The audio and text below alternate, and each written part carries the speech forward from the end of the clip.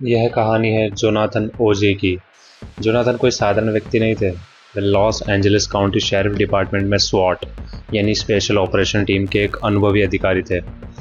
18 years का लंबा अनुभव और एक बेहद प्रभावशाली व्यक्तित्व। उनका जीवन सिर्फ पुलिस की वर्दी तक सीमित नहीं था। पुलिस में आने से पहले वे स्पेशल फोर्सेस में एक पैरा ट्रूपर रह चुके थे, जिसका मतलब था कि वे किसी भी मुश्किल परिस्थिति में खुद को संभालना बखूबी जानते थे।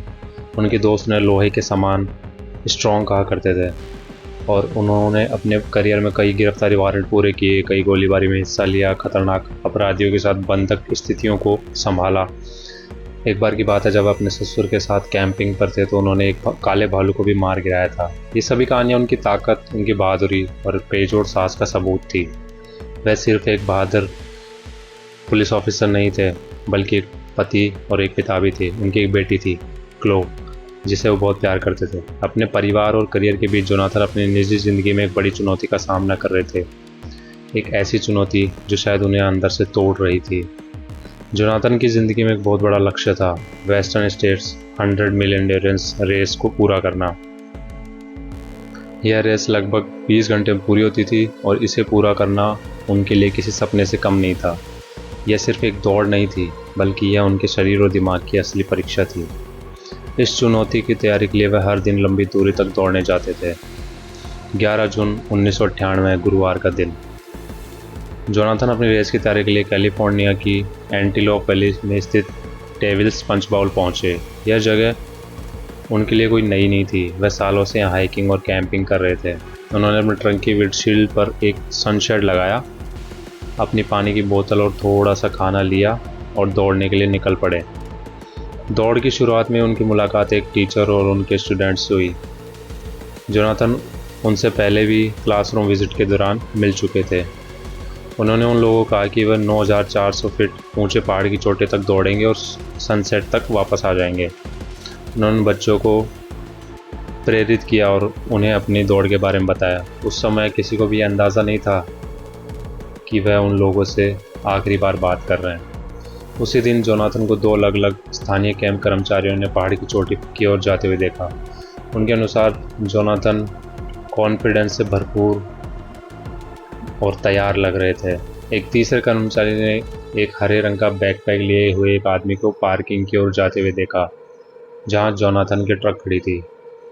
उस आदमी की कदकाठी जोनाथन से मिलती जुलती थी। यह निश्चित नहीं था कि क्या वे जोनाथन ही थे। इसके तुरंत बाद एक स्थानीय निवासी ने पार्क कर्मचारी को एक चौंकाने वाली बात बताई। उसने पंच बाउल में एक गोली चलने की आवाज़ सुनी थी। यह बात सुनकर पार्क का जो एम्प्लॉय था उसने तुरंत पुलिस को सूचित किया, पर शुरुआत में से एक नॉर्मल इंसिडेंट मान लिया गया। जब रात गहरा गई और जोनाथन घर नहीं लौटे तो उनकी वाइफ को चिंता होने लगी। उन्होंने अधिकारियों से संपर्क किया और बताया कि उनके पति लापता हैं। तुरंत एक बड़ा खोज और बचाव अभियान शुरू हो गया। जोनाथन की ट्रक वहीं खड़ी थी जहां उन्होंने छोड़ा था। कोई छेड़छाड़ उस ट्रक से नहीं की गई थी और सारी चीज़ें सेफ थी। पुलिस अधिकारी को पहले लगा कि जोनाथन को कुछ मामूली चोट लगी होगी और वो जल्दी मिल जाएंगे, लेकिन अगले 24 घंटे तक जोनाथन को जानने वाले हर किसी को पूरा यह यकीन था कि वे ठीक थे, लेकिन जोनाथन कहाँ हैं किसी को कोई आइडिया नहीं था। उन्हें लगा कि जोनाथन का टकना मुड़ गया होगा और वो कोई जगह फंस गए होंगे। उन्हें लगा कि वे कठोर रेगिस्तान का जो माहौल होता है उसको वो संभाल लेंगे, लेकिन 24 घंटों के बाद भी जब उनका कोई निशान नहीं मिला तो यह निश्चिंता, चिंता और संदेह में बदलने लगी। खोज अभियान को और भी आगे बढ़ाया गया। जोनाथन के सैकड़ों साथी, अधिकारी, यहाँ तक कि सेना के हेलीकॉप्टरों को भी बुलाया गया।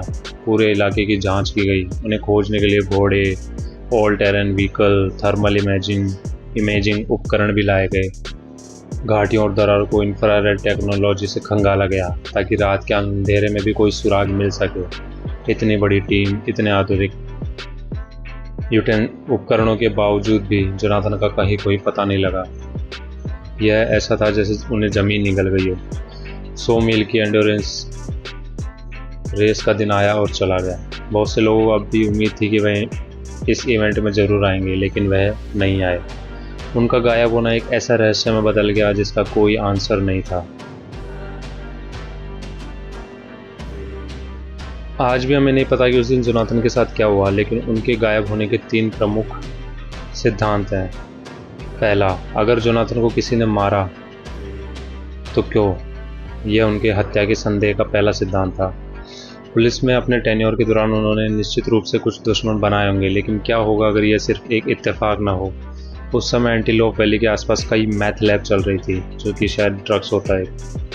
एक मुखबिर से एक टिप भी मिली थी जिसमें कहा गया था कि जोनाथन ने अपनी नौकरी पर कुछ खोज लिया है और वह हीरो बनने वाले हैं, इसलिए उन्हें ख़त्म कर दिया गया। उस टिप की सच्चाई आज भी अननोन है। इसके अलावा बाद में कुछ भ्रष्ट अधिकारियों का भी पता चला जो इन ड्रग डीलरों को पैसे के बदले में सुरक्षा देते थे। जोनाथन के एक सहयोगी डैरेन हैगर को भी डिपार्टमेंट से निकाल दिया गया क्योंकि वह यह पता लगाने की कोशिश कर रहे थे कि क्या कोई करप्ट ऑफिसर जोनाथन के गायब होने से जुड़ा था। क्या जोनाथन ने कुछ ऐसा देखा था जिसकी वजह से उन्हें चुप करा दिया गया? दूसरा सिद्धांत,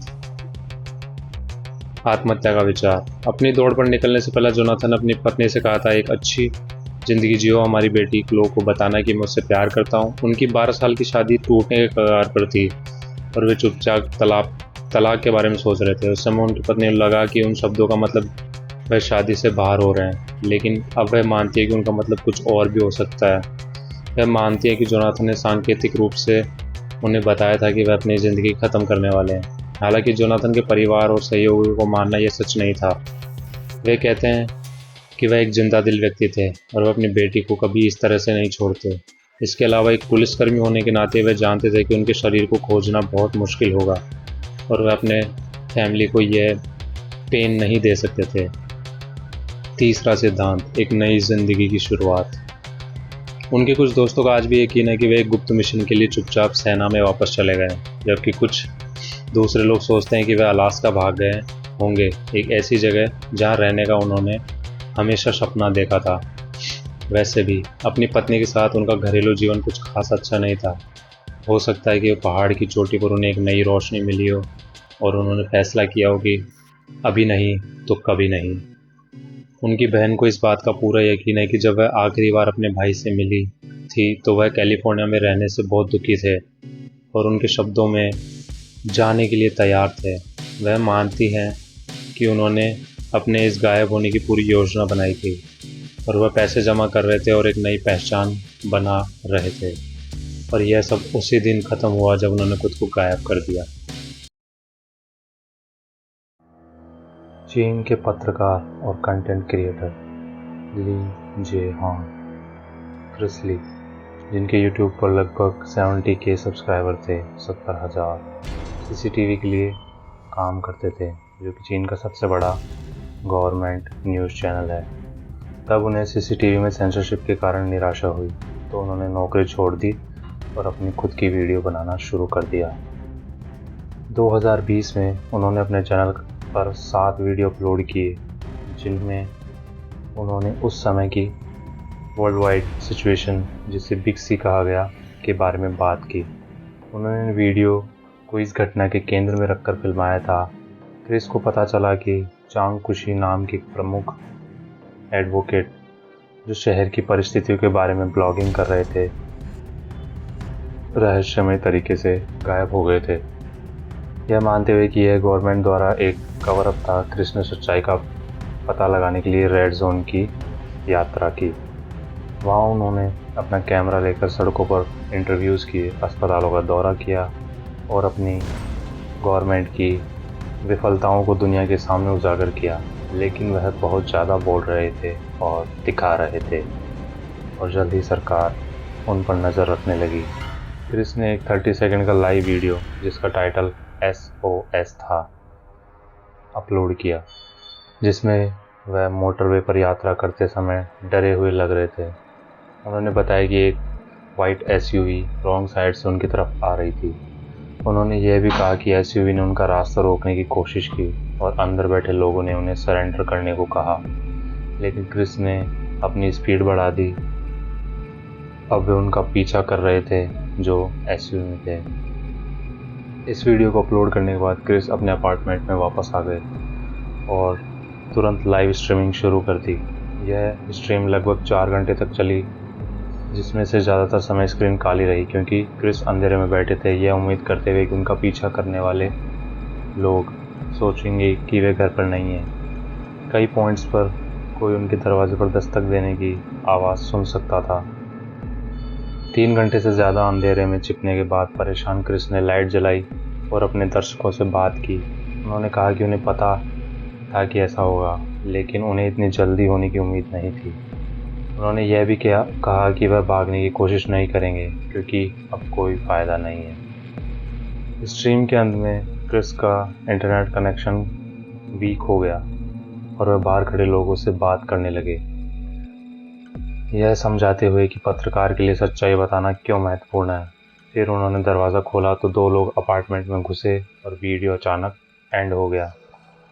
इसके बाद क्रिस 2 महीने तक लापता रहे।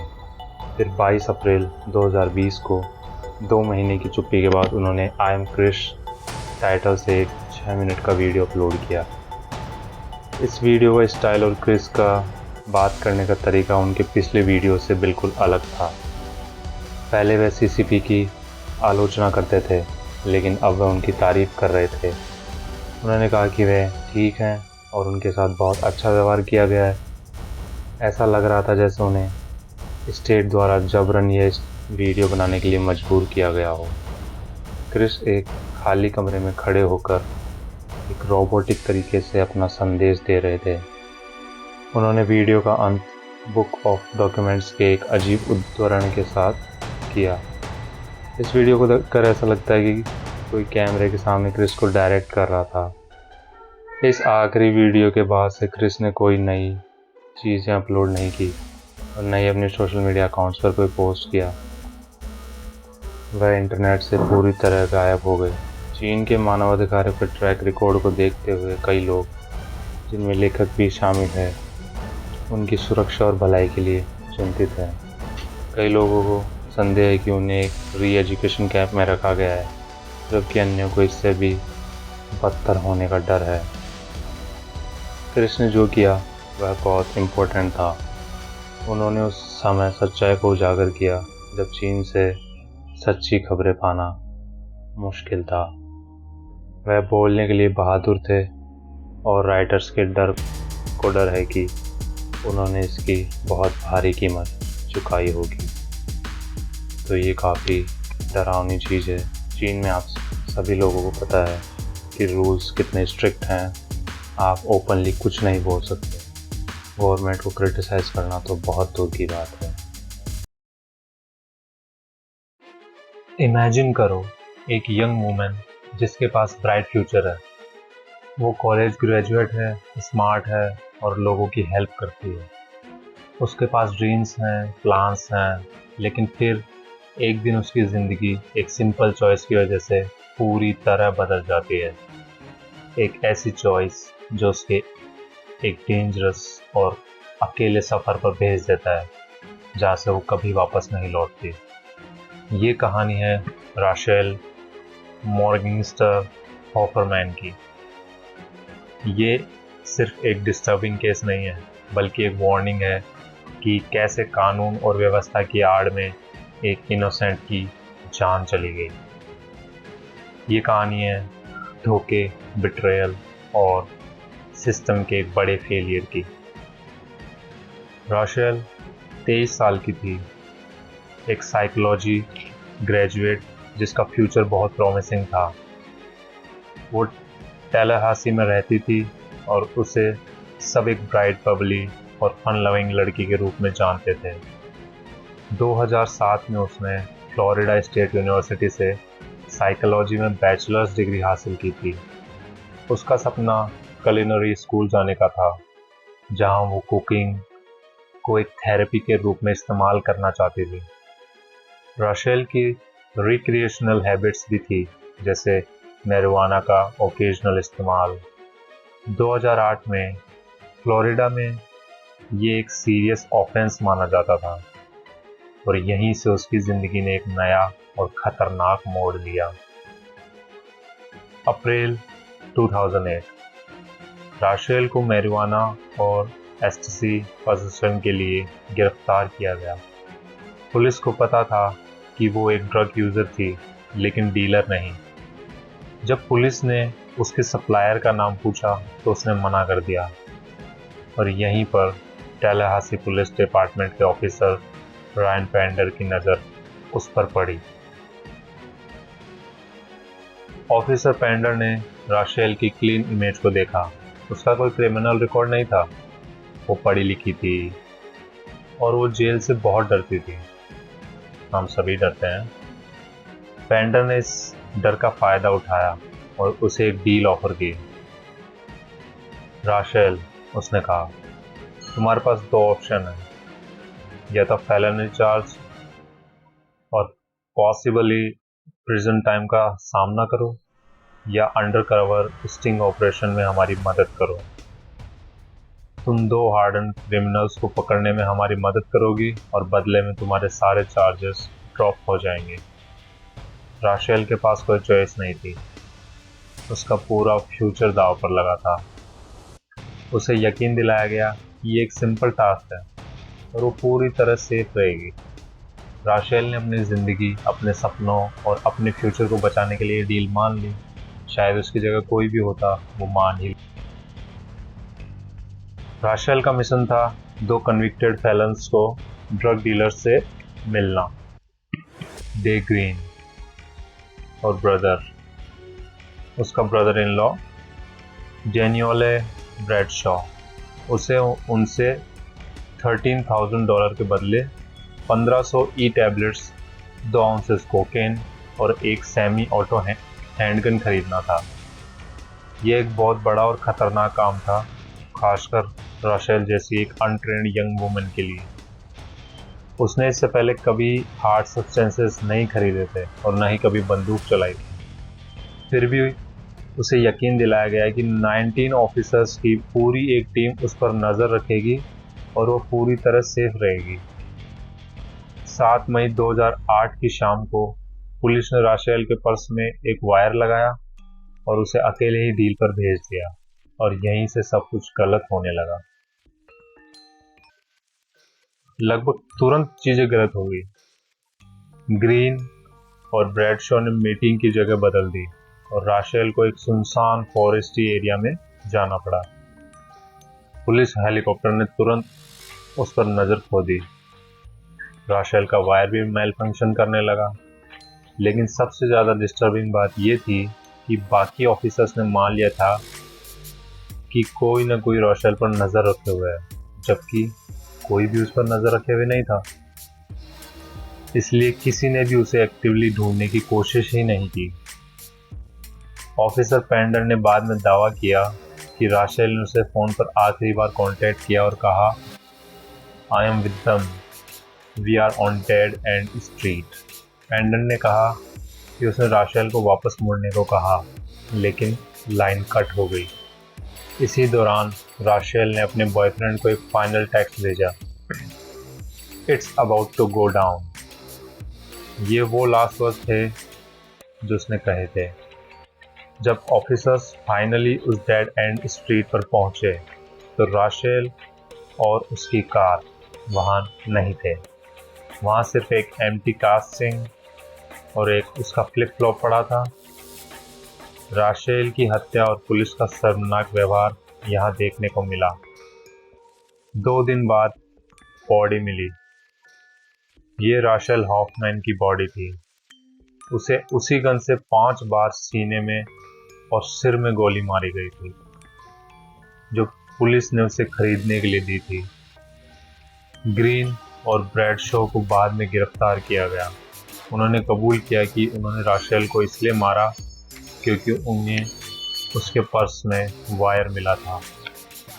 राशेल ने मदद के लिए चिल्लाया भी था, लेकिन उसकी आवाज़ अनसुनी रह गई थी। इस स्ट्रेटजी के बाद टैलाहासी पुलिस डिपार्टमेंट ने डैमेज कंट्रोल करने की कोशिश की। पुलिस चीफ डेनिस जॉन्स ने तो राशेल को एक क्रिमिनल और अपनी मौत के लिए खुद ही जिम्मेदार ठहराया। उन्होंने कहा कि लो लाइफ्स के साथ काम करने में यही होता है। इस बयान से राशेल के दोस्तों और परिवारों में बहुत गुस्सा था। उन्होंने पब्लिक को याद दिलाया कि राशेल अनट्रेंड थी, अनप्रोटेक्टेड थी और उसे ब्लैकमेल करके यह काम करवाया गया था। यह पुलिस की एक लापरवाही थी और राशेल की जान उसी लापरवाही की कीमत थी।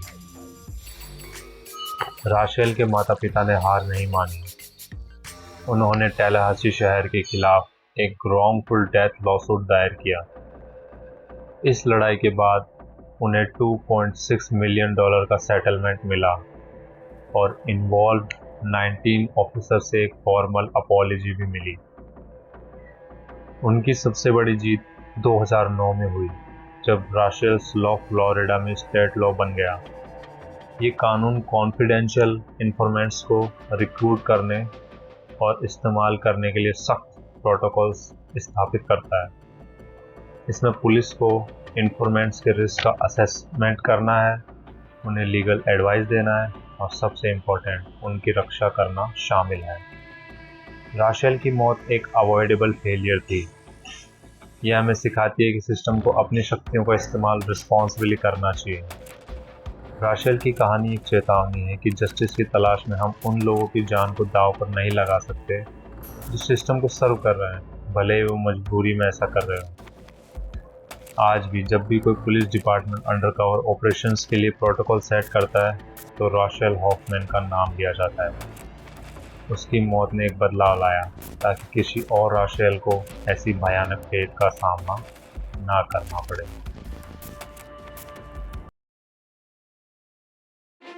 एक शांत इवनिंग, आपका फ़ोन बजता है और दूसरी तरफ आपके एक्स पार्टनर की आवाज़ होती है। वो घबराए हुए हैं और आपको एक अजीब कहानी बताता है। वो कहते हैं कि इन्होंने अपनी कार से एक साइकिल सवार महिला को टक्कर मार दी है। यह कहानी है फ्रांस के एक 46 साल के कारपेंटर ल्यूक की। 9 मार्च 2022 की शाम को ल्यूक ने अपनी पूर्व पार्टनर मैरी को यह चौंकाने वाली खबर दी। ल्यूक ने मैरी से झूठ बोला कि वह महिला ठीक है, लेकिन उसकी गाड़ी के शीशे पर एक बहुत बड़ा गड्ढा बन गया था। इस फ़ोन कॉल से यह साफ हो गया था कि कुछ बहुत गलत हुआ है, लेकिन उस समय कोई नहीं जानता था कि यह सिर्फ शुरुआत थी, एक ऐसी कहानी जिसमें झूठ, डर और एक क्राइम छिपा था। 3 दिन बाद 12 मार्च को मैरी को ल्यूक के घर से उसके कुत्ते को उठाना था। जब वह वहाँ पहुँची तो ल्यूक वहाँ नहीं था, लेकिन उसकी कार वहीं खड़ी थी और मैरी ने जो देखा वह उसके सबसे बुरे डाउट से भी परे था। कार की खिड़कियों पर खून के निशान थे और शीशे पर एक बहुत बड़ा गड्ढा था, जैसा कि ल्यूक ने बताया था। मैरी तुरंत समझ गई कि ल्यूक कुछ छिपा रहा था। अगले 24 घंटे तक मैरी ने ल्यूक से संपर्क करने की कोशिश की और आखिरकार उसने फ़ोन उठाया और इस बार ल्यूक ने एक और सच्चाई को कबूल किया, जो कि काफ़ी डरावनी थी। उसने मैरी को बताया कि 9 मार्च को शराब के नशे में उसने एक साइकिल सवार महिला को बहुत तेज़ी से टक्कर मारी थी। टक्कर इतनी तेज़ थी और ज़ोरदार थी कि उसे लगा कि महिला की मौके पर ही मौत हो गई है। ल्यूक ने डर और घबराहट में लाश को अपनी कार की डिक्की में रख दिया और उसे ठिकाने लगाने के लिए सुनसान जगह की तलाश में निकल गया। ल्यूक ने मैरी को बताया कि जब उसने कुछ देर बाद डिक्की खोली तो वह शॉक्ड रह गया। वह महिला अभी भी जिंदा थी, मरी नहीं थी। वह दर्द में थी लेकिन जिंदा थी। वह मदद की भीख मांग रही थी। इस मोमेंट में ल्यूक के पास एक मौका था। वह मदद के लिए कॉल कर सकता था और शायद उसे हिट एंड रन के चार्जेस का ही सामना करना पड़ता, लेकिन उसने जो किया वह और भी ज़्यादा डरावना था। ल्यूक को इस बात का डर था कि अगर वह पुलिस को बुलाया तो उसे शराब पीकर गाड़ी चलाने और हिट एंड रन के जुर्म में जेल हो जाएगी।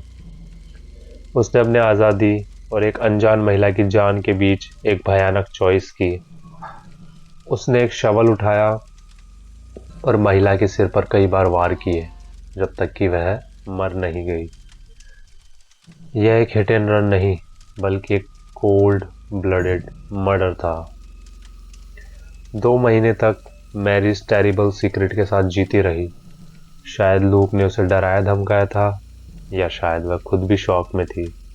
लेकिन आखिरकार अप्रैल 2022 में मैरी ने पुलिस को पूरी कहानी बताई। पुलिस ने तुरंत कार्रवाई की। ल्यूक की कार के बारे में पूछताछ की गई और उसे आखिरकार एक सुनसान इलाके में जला हुआ पाया गया। यह साफ था कि ल्यूक ने अपराध के सबूत मिटाने की कोशिश की थी। जली हुई कार, मैरी का बयान और ल्यूक का खुद का फ़ोन पर किया गया कबूलनामा, ये सब ल्यूक को हत्या का सबसे बड़ा सस्पेक्ट बनाते थे। बिना लाश के भी पुलिस ने ल्यूक को गिरफ्तार कर लिया। गिरफ्तारी के बाद ल्यूक ने अपने बयान बदल दिए। उसने पहले दावा किया कि उसने मैरी का ध्यान आकर्षित करने के लिए पूरी कहानी बनाई थी। उसका कहना था कि उसने अपनी कार को आग तो लगाई थी, लेकिन कोई मर्डर नहीं हुआ था। बाद में उसने यह एक्सेप्ट कर लिया कि उसने एक साइकिल सवार को टक्कर मारी थी और अपनी कार को आग लगा दी थी, लेकिन उसने अभी भी लाश के बारे में कुछ नहीं बताया। पुलिस ने ल्यूक के बयानों को झूठा माना, लेकिन बिना लाश के उसे दोषी ठहराना मुश्किल था। कानून की नज़र में जब तक लाश नहीं मिलती, एक मर्डर को साबित करना लगभग इम्पॉसिबल हो जाता है। हत्या की शिकार कौन थी? क्या वह एक लोकल महिला थी जो काम से लौट रही थी? क्या उसके परिवार ने उसकी गुमशुदगी की रिपोर्ट दर्ज कराई थी? यह सभी सवाल आज भी अनसुलझे हैं। ल्यूक को हत्या के संदेह में गिरफ्तार तो किया गया, लेकिन जब तक लाश नहीं मिलती, उसके खिलाफ कोई ठोस सबूत नहीं है। यह मामला हमें दिखाता है कि न्याय व्यवस्था में एक फिजिकल बॉडी का मिलना कितना ज़रूरी है। यह भी सवाल उठाता है कि क्या मैरी को पहले ही पुलिस को बताना चाहिए था, और क्या ल्यूक को इस अपराध के लिए सज़ा मिलेगी? जब तक कोई नया सबूत नहीं मिलता, यह मामला एक अनसॉल्व्ड मिस्ट्री ही रहेगा। एक ऐसी कहानी जहाँ एक टेरिबल लाई एक भयानक अपराध में बदल गया और एक अपराधी बिना किसी ठोस सबूत के शायद कभी भी पूरी तरह से दोषी नहीं ठहराया जाएगा।